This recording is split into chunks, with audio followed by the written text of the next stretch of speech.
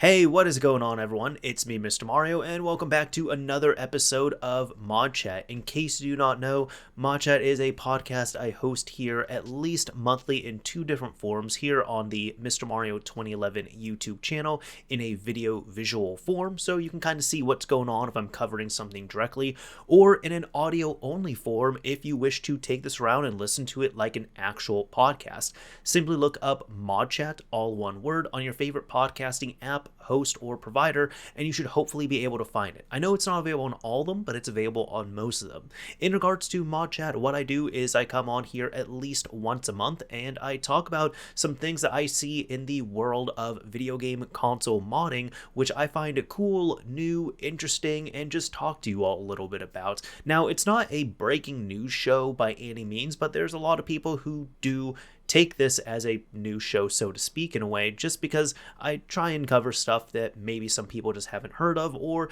if something is more popular, I will try and give my takes on it, and sometimes we even do a little bit of show and tell. Either way, for this here, we do have a lot of topics to cover, covering quite a few systems, and really going back to even December as well, and even before that, because December, well, I will say, developers were very gracious with giving us a whole lot of Christmas presents, so that was awesome to see. So let's just go ahead and get into our very first topic here. Now, our first release here that we're going to be looking at is actually going back to the 3DS, and this is going to be ENLBufferPwn, or I'll say ENLBufferPwn for this. This is from Pablo MK7 with the other contributor of Epic username 12, and I think I'm going to actually scroll to the bottom because there was some other credits here. Yes, there was Pablo MK7, Rambo 6 Glass, and Fishguy 6564 here. Although they are saying that there's been multiple people who discovered this independently, but these are the people who were responsible for disclosing this here.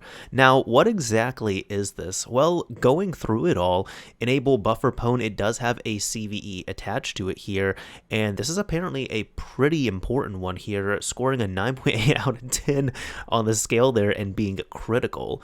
With the description here, they do state ENLBufferPwn is a vulnerability in the common network code of several first-party Nintendo games since the Nintendo 3DS that allows an attacker to execute code remotely in the victim's console by just having an online game with them, remote code execution. It was discovered by multiple people independently during 2021 and reported to Nintendo during 2021 and 2022. Since the initial report, Nintendo has patched the vulnerability in many vulnerable games. The information in this repository has been safely disclosed after getting permission from Nintendo. Here is a list of games that are known to have had the vulnerability at some point. All the Switch and 3DS games listed have received updates that patch the vulnerability, so they are no longer affected. So covering it here, Mario Kart 7 fixed in version 1.2, and this actually explains it here. I never covered it on the show, but for anybody who might have been paying attention to Mario Kart 7 on the 3DS, and if you weren't, which I'm sure is most people, totally understandable, but it ended up getting a patch several months ago, and a lot of people thought that it was to stop modding attempts, and this would explain what was going on here, because it was just so odd to have a random Mario Kart 7 patch drop in 2022. But Mario Kart 7, Mario Kart 8, that one has not been fixed officially. Mario Kart 8 Deluxe has been fixed in version 2.1.0. Animal Crossing New Horizons was fixed in 2.0.6. ARMS, okay, haven't heard that in a while, was fixed in 5.4.1. The original Splatoon was not fixed, officially at least. Splatoon 2 is fixed in 5.5.1. Splatoon 3 fixed in late 2022, exact version unknown. Super Mario Maker 2 fixed in 3.0.2, and Nintendo Switch Sports fixed in late 2022, again the exact version unknown. Since Super Mario Maker 2 was patched, I'm wondering if the first one on Wii U has not been patched as well and is probably vulnerable to this. Now, I'm not going to go into all the nitty-gritty here. However, as a demonstration, they did show a video for Mario Kart 7 here, and let's just see what's going on. So they say the following video showcases a severe case of the vulnerability in Mario Kart 7, where a console controlled by an attacker left side fully takes over an unmodified console on the right side. The only interaction done by the user is joining an online game session with the attacker, in this case using the communities feature. Note that a community was used to safely test the vulnerability in an isolated manner and not affect any other users playing in public lobbies. The takeover is done by copying a ROP payload to the remote console and then executing it. This ROP payload then uses other vulnerabilities in the OS to escalate privileges and get total control. In the video, the remote console is forced to run a custom firmware installer, so the safe B9S installer. So let's take a look at this video here, and then we're going to come back to this. So looking at this all, this was of course on the previous update for Mario Kart 1.1. So we do have on the left side the hacked up console here, on the right side a completely stock console that is just joining this game, and you can actually see here on the hacked console it says sending payload, so we're getting that. And let's just see what happens. And again, on the right side, we just have a completely unsuspecting, well, you would think, in this case, if this was really unleashed to the world, a completely unsuspecting console here, and let's just see what happens. Alright, so it's still sending this payload. Does look like it takes quite a bit here, but once we get through it all, thankfully it's a short video. I do want to kind of show the whole thing here. Looks like we're almost at 100%. Okay, here we go. Look at this. Post firm launch, there we go. ARM11 stub, ARM9 exploit. So ARM11 entry point is there. Synchronization on everything is done. Got ARM9 arbitrary code execution. And again, this is a completely stock console. And then just look at this here. From here on out, I mean, it wasn't launched, but I'm just going to pause this here. It wasn't launched at this point, but you do have access to the safe B9S installer. So this is super cool to see in action here, because some people might be wondering, okay, what's the worst that's going to happen? What all these people are, we're going to have like a new evolution of modded lobbies on here where you can literally join a game and just mod your system that way. Well, unfortunately, that is the more happy approach, maybe to Nintendo's dismay here, because coming back here, they do say using the same techniques, it would be theoretically possible to steal account credit card information or take unauthorized audio video recordings using the console's built-in mic cameras. So very good thing this is all fixed up here, but probably one of the wildest things that I've seen on the 3DS. Just even that demonstration there was super cool. And again, I guess we can think of it like a happy path there, with this being, in a best case scenario, you join a modded lobby and you get your console modded. But this, no, this did need to be patched here. So even though we're done with the 3DS, the DSi of all things ended up getting something on here. And I love covering the DSi, or the original DS when stuff comes up, just because these consoles are so old, and when something does happen on them, it ends up being pretty cool. Like, I've covered the DSi custom firmware on here before, but this is Stylehax, which is the world's first, at least publicly available here, DSi browser exploit. They say put boot.nds on your SD card, then open up the DSi browser and go to stylehax.net. Let's go ahead and see this video here and see what's going on. So again, a short video, and this looks like a completely stock DSi. I'm going to assume it does have the file needed on the SD card. I forgot they were using Opera on this. That was the Wii and the DSi. They were using the Opera browser. So they're going to the Stylehax site. Stylehax by Nathan, exploit in progress. If you've waited more than 30 seconds, reboot and try again. All right, cool. So let's just see what's going on. So we're just kind of waiting for this. It looks like we just wait. There's nothing like visual going on here. Oh, there we go. All right, we got some flashing lights. And it looks like we have, oh my god, we have custom firmware. Just, oh, that is dangerously easy. Covering the PS4 scene here briefly, this is from Al Azif, and this was released as a Christmas present here, but this is the PlayStation 4 Custom Firmware Toolkit. This is available on GitHub here, and just reading through this, with the proper keys, all of which can be obtained from the console, you can decrypt and properly encrypt the following binary images: EAP kernel bootloader, the EAP kernel, the EMC initial program load, and the syscon, so both patch and full. What's missing as far as custom code running everywhere, that's not currently supported within this repository, so we have SAMU IPL, which they state here, encrypted with PCKs with an S-flash and signed with private keys. Some notes saying this was required for PS3 style custom firmware where you just install a pup. Private keys are not on the console and there's 7 revisions of this. Self files here, so encrypted and signed with proper keys or private keys. Would not matter if the SAMU IPL is broken or custom, but again, private keys are not on the console. The Bluetooth Wi-Fi firmware, so this is not encrypted or signed. One of them is packed, it's just a zip. There's 3 revisions of it. The Blu-ray drive firmware, they just haven't looked at it, but there's 6 revisions. USB SATA bridge firmware, again, they haven't looked at it, just 1 revision of it. And communication processor firmware, they haven't looked at this. This apparently dev kit only, but there's only 1 revision. And just a nice synopsis here over everything. So for this, you're able to encrypt and decrypt the EAP kernel bootloader images. It just has some instructions and usage on here. You're able to decrypt and encrypt the EAP kernel images like we covered before. For the EMC, decrypt and encrypt EMC images. Now they say can apply God mode patches during either operation and the location here. And it looks like also, of course, decrypt and encrypt the syscon images, but inaccessible within the file system. Some extra notes here. This is tested on WSL with Clang 10 and OpenSSL 1.1.1. Support for anything else is not guaranteed.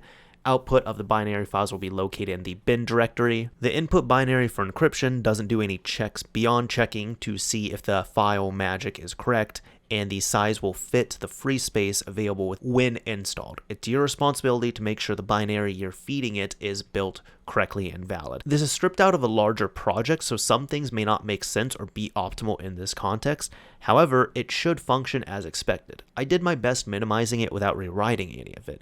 Any major changes in functionality may not work within the context of the larger program or already be done, so send me a DM before starting to work on any major changes. Some features were removed to not step on toes and will likely be added at a later date, no ETA. Of course, they do say here that the keys are not included. Check the dev wiki or something. This is on purpose. Do not submit them, please. Update the wiki when you're adding new ones. And finally, be sure to have a way to restore from a backup if you're using real hardware. So cool to see here, and this will definitely be helpful for anybody who is doing further reverse engineering on the PlayStation 4 itself, but I'm sure for anybody working on that, super awesome Christmas present here. Now, I have made a video covering this specific thing for the Vita. However, I want to talk about this on ModChat because I'd actually talked about this on ModChat years ago, that when this was announced and teased being HENlo for the Vita, which at the time, and I guess still is, the last exploit that was going to be released in the last type of jailbreak from the Flow or Andy Wynn. So he states here, late Christmas present, and he links to HENlo, and he states that this is a WebKit and kernel exploit chain for all PlayStation Vita firmwares. This is a work in progress from 3 years ago that I never finished. Exploit is fully working but hasn't been turned into a jailbreak yet. And then just scrolling down, looking at some of this, my hope is that someone will pick this project up and create a jailbreak that works on all firmwares between 3.60 and 3.74, which has been worked on and released and is available right now in the form of HENlo-jb from SKG Liba. He also states this is a good learning opportunity if you want to gain experience in OS internals and kernel exploitation. That's how I got into Google.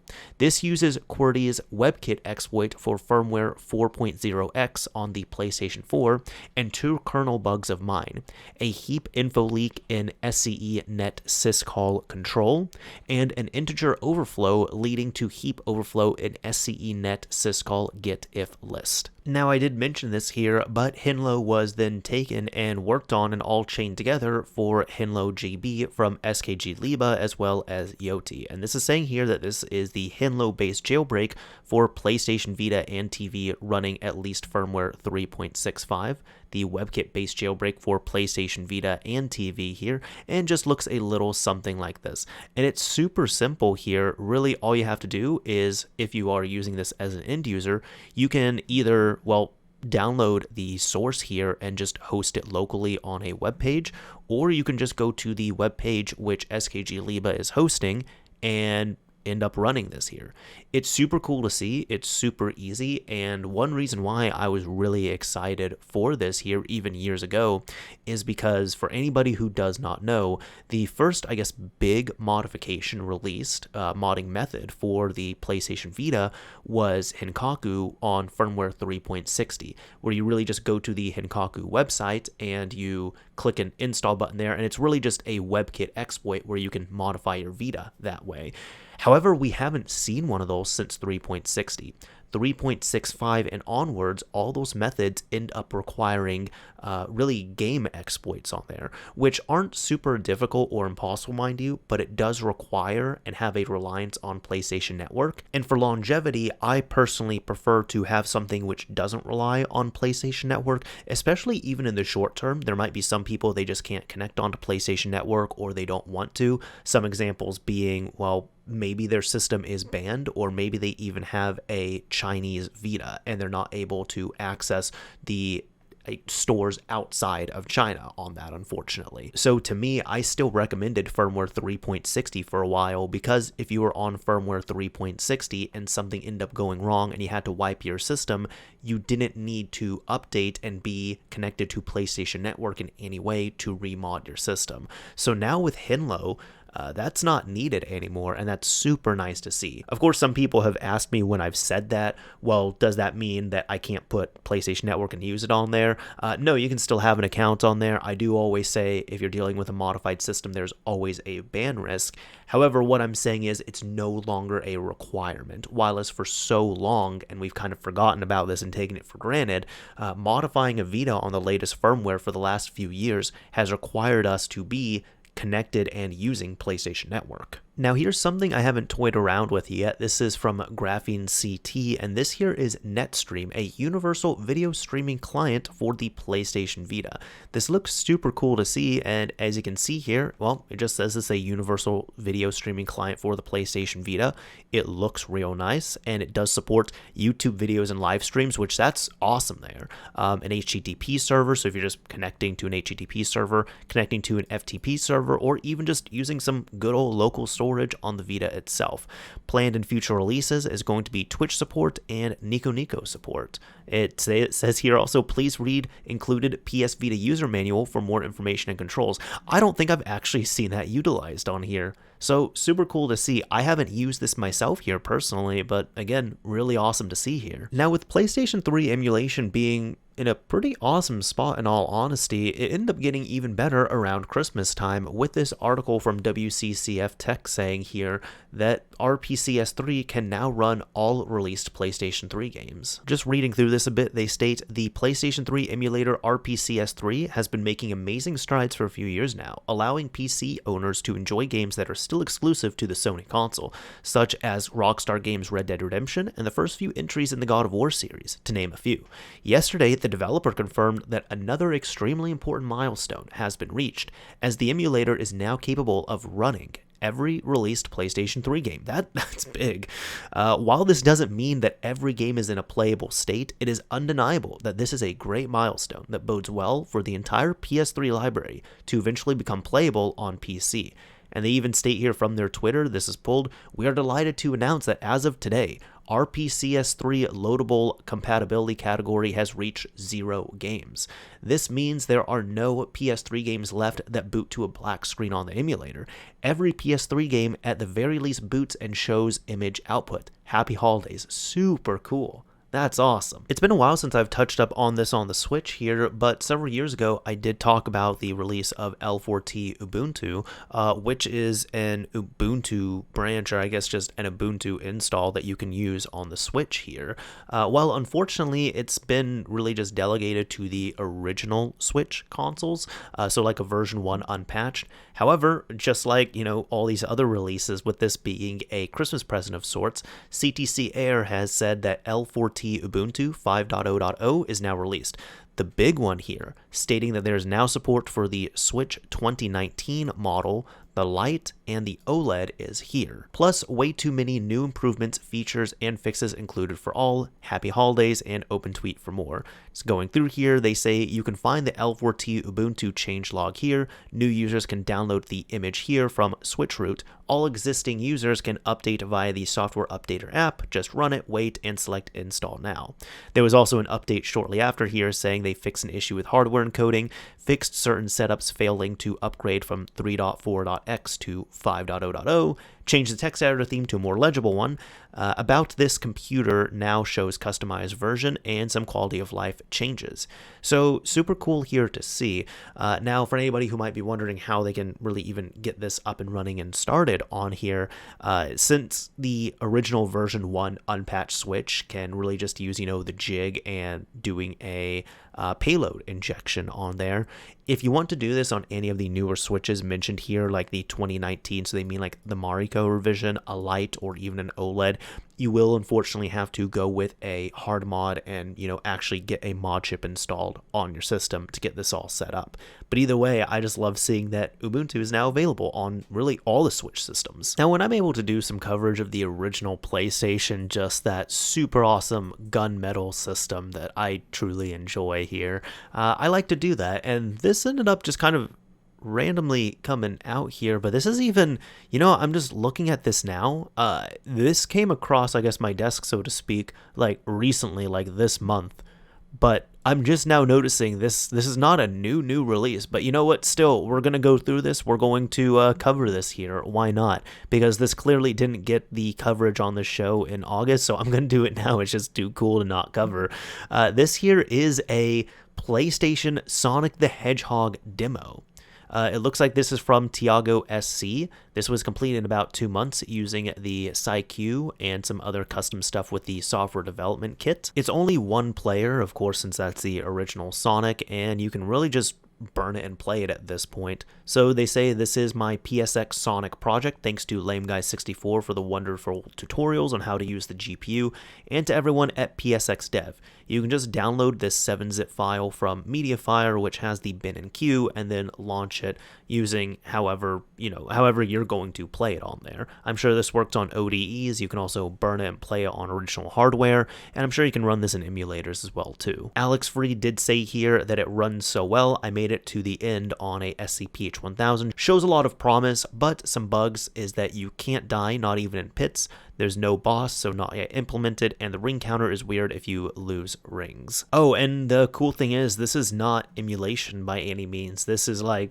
actually natively running on the original PlayStation. It's not being emulated on the original PlayStation. Either way, cool project here, super awesome to see, and hey, go ahead and give it a download, try it out. Now, I did just say I like to cover PlayStation topics, and just like the previous one, this is something that looks like, this is not new by any means. It looks like this article at least was published July 7th, 2022, but it didn't get like a ton of traction on here. I'd actually seen it posted on PSX Place, and it was just linking back to this article on Kotaku, which is why I'm pulling this here. However, this is also something that's worth covering because I didn't hear about it until now.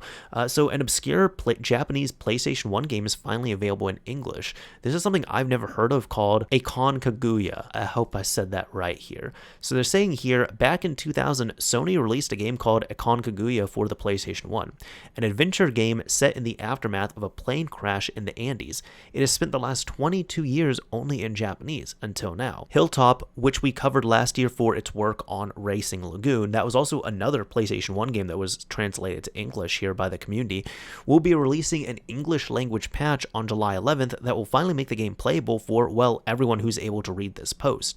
Now, there is this long play here, so I'm actually going to fire this up and kind of have it playing while we're going through this all. I did skip through it a little bit, and from what I saw here, like, you can see all the text, the subtitles are in Japanese, but everything that's being spoken here, like when the characters are talking, that's actually all in English. And there was several games that ended up releasing like that in Japan, where they were dubbed in English and they were playable to that extent. However, any of the subtitles and any of the in-game text was all in Japanese, which can be, of course, quite difficult if you're going to be playing through something that is reliant on all here. If it's going to be, something that's not just a fighting game, for an example. But they say here Aconcagua has you playing as a number of characters. You can swap between them after only 5 people, including a journalist and political leader, survive a plane crash in South America caused by terrorist bombing. It's got a third-person point of view and has you wandering around a snowy mountaintop involving puzzles and helping the other survivors get down to the bottom without being murdered by said terrorists. And it looks like we do have a trailer for the English patch here, which is showing, and yeah, check this out. So the game, of course, is still going to be in English when it comes to any of the audio, but you see that now the subtitles are in English, which if you can already understand English vocally, that's not going to make a huge difference here, although, hey, subtitles are definitely great. But when it comes to actually playing it here, I'm just wondering if there's any, no, it just looks like this is only the cutscene itself. But regardless, when you're actually going through the game now, again, it's going to be completely playable in English, which is super awesome to see. So definitely something to check out here. Different game here, but there was actually another one last year that ended up getting the same treatment. And mind you, this here is an example of a different patch, but there was another game I had never heard of and was kind of similar to Shenmue on a way that released on the original PlayStation, was a Japanese exclusive, and just like before, any time there was characters who were actually speaking, it was dubbed in English. However, any text, and this was a very text-based game, was just in Japanese. Now, again, this was from, 2020?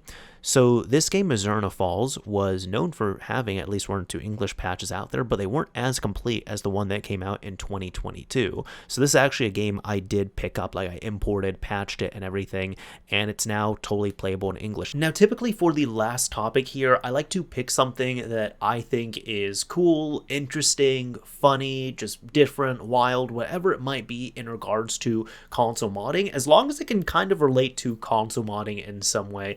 Funny enough, I still think my favorite thing is probably when we ended up quite literally going to a college website. I don't remember which one, but it was a college university site, and they were using custom firmware on a PSP and had screenshots from there showing how to get a PSP on their network. That's probably still my favorite thing I've covered in this little section here at the end. But either way, we're not going to be covering the PSP. We're actually going to be covering the Xbox 360 here and taking a look at an article that Eaton, who has done really awesome stuff for the world of the Xbox 360 for years now, and even now the original Xbox, ended up covering on his site. But this is an article he wrote covering how Microsoft attempted to make the Xbox 360 dashboard load faster. Now, of course, I'm going to have it linked down below in the description, so if you want to give it a big, proper read on here, you most certainly can do that, but I'm just kind of going to go over some of the highlights on here. Saying here, just at the top of it, since 2005, the Xbox 360 dashboard has resided on the flash chip soldered onto the motherboard. In most consoles, it is a 16 megabyte flash chip, Hynix, and it has the model number here. Some consoles have a larger flash of 256 megabyte or 512 megabyte gamers can use as extra storage space. All of the essential system files are on the NAND file system, meaning the console can boot to dash successfully without a hard drive. The Xbox 360 hard drive has always been an optional accessory, but as the console generation progressed, having a hard drive became increasingly necessary as the number of games and downloadable content increased. On November 19, 2008, Microsoft released the NXE, so New Dashboard Experience update. It was a huge update that brought avatars, a redesigned dashboard UI, and much more. In particular, it brought support for 2 new partitions on the hard drive. They are called the System Auxiliary and System Extended partitions. The NXE update brought so many features that they could not all fit on the 16 megabyte NAND file system. The 2 new partitions gave Microsoft 350 megabytes more space to play with, more than enough for the initial NXE update and future expansion. This has a caveat where the hard drive is needed to get the full experience. For example, if the hard drive is not connected, the console will still function since all the essential file systems are still on the NAND, but all the extra goodies such as avatars will not work since those files are on the hard drive.